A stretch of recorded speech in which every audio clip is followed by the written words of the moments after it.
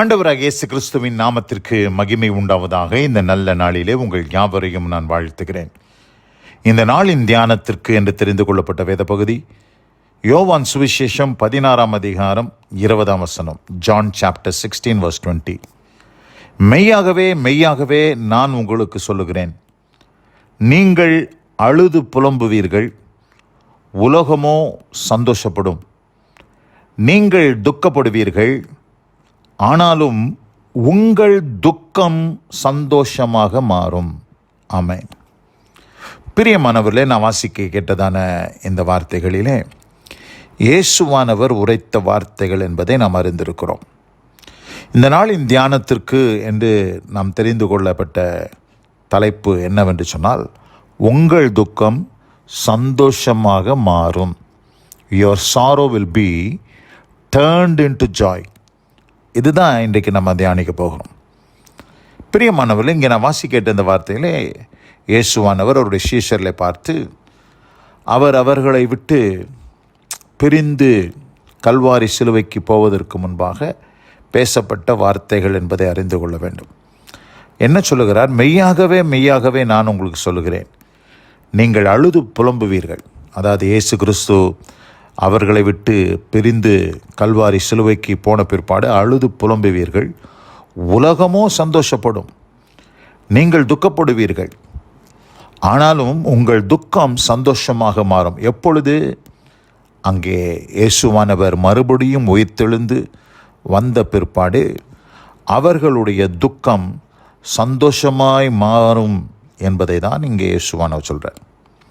இந்த இடத்துல நாம் கவனிக்க வேண்டிய ஒரு வார்த்தை என்னவென்று சொன்னால், இந்த இடத்துல உங்கள் துக்கத்தை நான் சந்தோஷமாக மாற்றுவேன் சொல்கிறார்.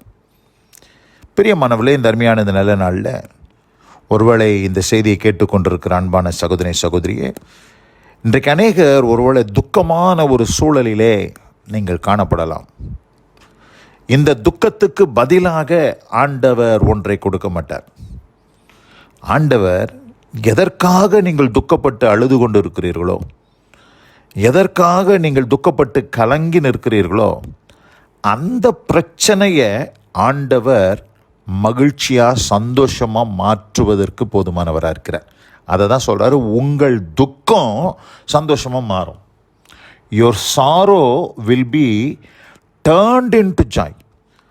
அப்போது ஆண்டவர் பாருங்கள், சாரோவுக்கு பதிலாக ஒருவேளை ஒரு குறிப்பிட்ட ஒரு பிரச்சனையினாலே நீங்கள் துக்கப்பட்டு கலங்கி போயிருப்பீங்க.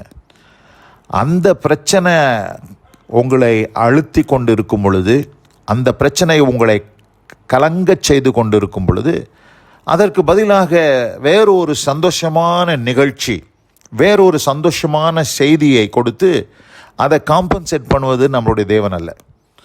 நம்முடைய தேவன் எப்படிப்பட்ட தேவன் என்று சொன்னால், ஆண்டவர் உங்கள் எந்த காரியத்திற்காக நீங்கள் துக்கப்பட்டு அழுகிறீர்களோ, எந்த பிரச்சனைக்காக நீங்கள் கலங்கி நிற்கிறீர்களோ, அந்த பிரச்சனையவே ஆண்டவர் சந்தோஷமாக மாற்றுவதற்கு போதுமானவராக இருக்கிறார். பழைய ஏற்பாட்டில் பாருங்கள், பழைய ஏற்பாட்டில் ஏசாயா தீர்க்க தரிசன புஸ்தகம் 61ஆம் அதிகாரம் 3ஆம் வசனத்தை வாசிக்கிறேன்.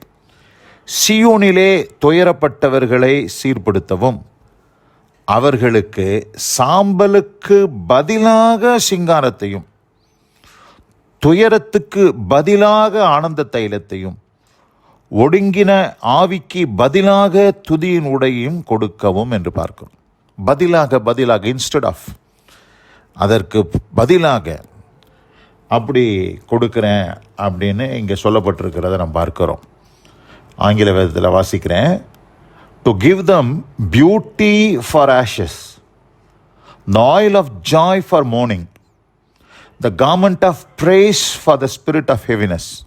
ஃபார்னு வருது, அதற்கு பதிலாக.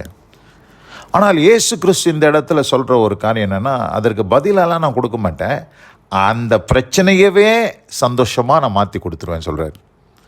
நன்மையானது நல்ல நாளில் கூட இப்படி சொல்லப்பட்ட அந்த வார்த்தை எத்தனை ஒரு அற்புதமான வார்த்தை என்பதை நாம் புரிந்து கொள்ள வேண்டும். இன்றைக்கு அநேகர் கலங்கி போய், சோர்ந்து போய், பலவிதமான இன்னல்கள், பலவிதமான துன்பங்கள், உங்களை துக்கப்படுத்தின காரியங்கள் அநேகம் உண்டு. அவைகள் எல்லாவற்றையும் ஆண்டவர் எப்படி மாற்றப் போகிறாரா? சந்தோஷமாக நான் அவைகளை மாற்றி விடுவேன் என்பதை தான் இந்த யோவான் 16ஆம் அதிகாரம் 20ஆம் வசனத்தில் ஆண்டவர் சொல்கிறார். மெய்யாகவே மெய்யாகவே நான் உங்களுக்கு சொல்லுகிறேன், நீங்கள் அழுது புலம்புவீர்கள். சாதாரண காரியம் இல்லை, அழுது புலம்பத்தக்கதாய் அங்கே அத்தனை துக்கம். உலகமோ சந்தோஷப்படும், நீங்கள் துக்கப்படுவீர்கள். ஆனாலும் உங்கள் துக்கம் சந்தோஷமாக மாறும் என்பதை தான் இங்கே ஆண்டவர் நமக்கு வாக்குத்தத்தமாக கொடுக்கிறார்.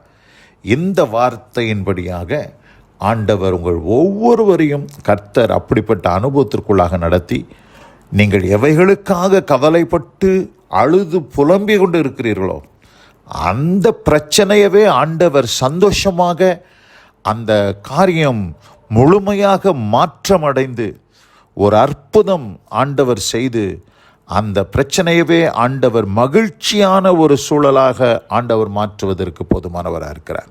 இந்த அருமையான இந்த நல்ல நாளிலும் இந்த வசனம் கேட்ட உங்கள் ஒவ்வொருவருக்கும் அப்படிப்பட்ட அனுபவத்தை தந்தருளி தேவன் ஆசீர்வதிப்பாராக. God bless you all. Amen, amen. நாம் ஜெபிப்போம். எங்கள் அதிகமாய் நேசிக்கிறதான எங்கள் அன்பின் பரலோக பிதாவே, நீங்கள் அழுது புலம்புவீர்கள், உலகமோ சந்தோஷப்படும். நீங்கள் துக்கப்படுவீர்கள், ஆனாலும் உங்கள் துக்கம் சந்தோஷமாக மாறும் என்று சொன்ன அந்த வார்த்தையின்படியாக ஆண்டவரே, உம்முடைய பிள்ளைகள் இந்த நாளிலே துக்கப்பட்டு கலங்கி தவித்து கொண்டு அழுது புலம்பிக் கொண்டு இருக்கிற காரியங்களை தேவன் அறிந்திருக்கிறேன். இப்பொழுதே அவர்களுடைய துக்கத்தை சந்தோஷமாக மாற்றி அவர்களை நீர் ஆசீர்வதிக்க முடியாய் ஜெபிக்கிறேன்.